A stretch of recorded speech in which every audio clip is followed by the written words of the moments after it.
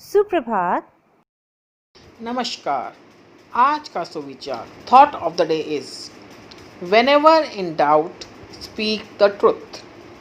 जब भी संदेह हो सच बोलें, क्योंकि सच बोलने के लिए सोचने की आवश्यकता नहीं होती। सभी धर्मों में सच बोलने की शिक्षा दी गई है।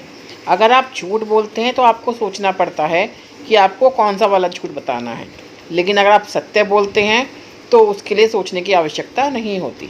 इसलिए बेझिझक हमेशा सच बोलिए। धन्यवाद। सुप्रभात दोस्तों, आप सभी को ईद की हार्दिक शुभकामनाएं।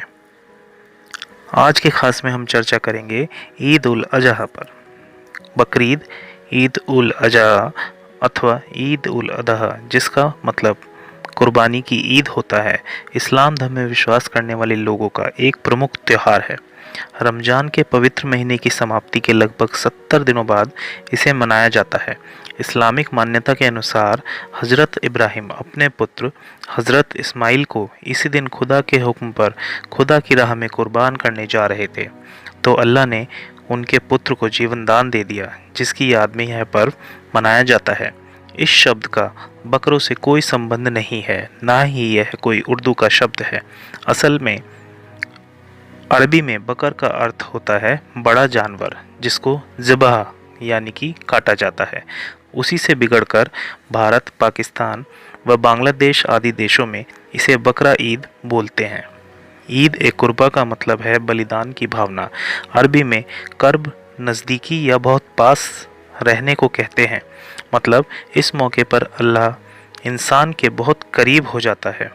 कुर्बानी उस पशु के ज़िबह करने को कहते हैं जिसे 10, 11, 12 या 13 जिलहिज, हज का महीना को खुदा को खुश करने के लिए ज़िबह किया जाता है अथवा काटा जाता है। कुरान में लिखा है, हमने तुम्हें होज एकोसा दिया तो तुम अपने अल्लाह के लिए नमाज पढ़ो और कुर्बानी दो।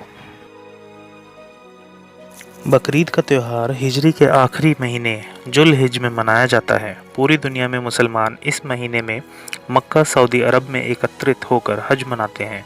ईद उल अजहा भी इसी दिन मनाई जाती है। वास्तव में यह हज की एक अंशदायी अदायगी और मुसलमानों के लिए भाव का दिन है। दुनिया भर के मुसलमानों का एक समूह मक्का में हज करता है। बाकी मुसलमानों के अंतर्राष्ट्रीय भाव का दिन यह दिन कहलाता है। ईद उल अजहा का अक्षरार्थ अर्थात अर्थ है त्याग वाली ईद। इस दिन जानवर की कुर्बानी देना एक प्रकार की प्रतीकात्मक कुर्बानी है। हज और उसके साथ जुड़ी हुई पद्धति हज़रत इब्राहिम और उनके परिवार द्वारा किए गए कार्य को प्रतीकात्मक तौर पर दोहराने का नाम है। हज़रत इब्राहिम के परिवार में उनकी पत्नी हाजरा और पुत्र इस्माइल थे। मान्यता है कि हज़रत इब्राहिम ने एक स्वप्न देखा था जिसमें वह अपने पुत्र इस्माइल की कुर्बानी दे रहे थे।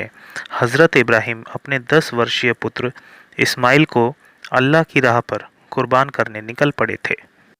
पुस्तकों में आता है कि ईश्वर अपने फरिश्तों को भेजकर इस्माइल की जगह एक जानवर की कुर्बानी करने को कहते हैं। दरअसल इब्राहिम से जो असल कुर्बानी मांगी गई थी, उनकी खुद की थी। अर्थात ये कि खुद को भूल जाओ, मतलब अपने सुख आराम को भूलकर खुद को मानवता, इंसानियत की सेवा में पूरी तरह से लगा दो। इस तरह एक रेगिस्तान में बसना उनकी और उनके पूरे परिवार की कुर्बानी था। जब इस्माइल बड़े हुए तो उधर से एक काफिला गुजरा और इस्माइल का विवाह उस काफिले में से एक युवती से करा दिया गया। फिर प्रारंभ हुआ एक वंश जिसे इतिहास में इस्माइल्स या वनु इस्माइल के नाम से जाना गया। हजरत मोहम्मद साहब का इसी वंश में जन्म हुआ था। ईद उल अजहा के 2 संदेश हैं। पहला, परिवार के बड़े सदस्य को स्वार्थ के परे देखना चाहिए और खुद को मानव उत्थान के लिए लगाना चाहिए। ईद उल अजहा यह याद दिलाता है कि कैसे एक छोटे से परिवार में नया अध्याय लिखा गया।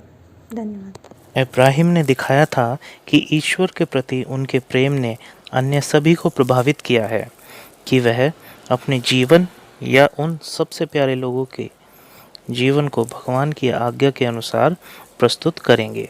मुसलमान हर साल ईद अल अदा के दौरान बलिदान के इस अंतिम कार्य को याद करते हैं। जबकि अब्राहिम एक परम बलिदान देने के लिए तैयार था, परमेश्वर अंततः बलिदान को रोकते हैं। इसके अतिरिक्त यह दर्शाता है कि किसी को भी मानव जीवन का त्याग नहीं करना चाहिए, विशेष रूप से ईश्वर के नाम पर नहीं। ईद शब्द कुरान के 5वें सूरा अल मैदा में एक बार प्रकट होता है, जिसका अर्थ है गंभीर त्योहार। धन्यवाद। सभी को ईद की हार्दिक शुभकामनाएं। ईद मुबारक। नमस्कार। ईद के मौके पर मोहम्मद कैफ की प्रस्तुति। Not anyone upon the earth who says La ilaha illallah wallahu akbar wala hawla wala quwwata illa billah.